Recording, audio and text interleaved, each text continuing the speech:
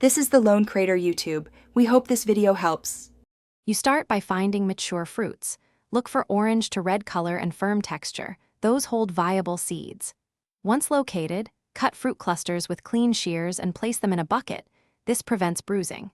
Make sure to transport to a shaded, dry spot immediately because prolonged sun or moisture reduces germination. You want fresh nuts. Aim to process within 1 to 2 days so the seed inside remains alive and vigorous for the next extraction step. Once you have fruit, split or soak the husk to free the inner nut. Soaking for 24 hours softens fibers and makes dehusking easier. After removing the outer pulp, clean the nut thoroughly, scrape and rinse until no residue remains, then air dry briefly. Next, soak the cleaned nuts in warm water for another 24 to 48 hours. This activates the embryo and shortens dormancy. Make sure water is changed daily. Fresh, warm conditions are why seeds sprout more reliably. You now sow each nut about 1/2 to 1 inch deep in a loose, well-draining potting mix. This ensures good contact yet prevents drowning.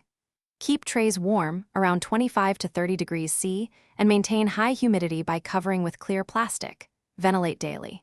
Once a shoot appears, gradually increase airflow to toughen seedlings and transplant when roots fill the pot. If you see mold or softening, reduce moisture immediately, unpot affected seeds. Trim rotten tissue, and repot in fresh state. Thanks for watching. Consider subscribing if we helped you.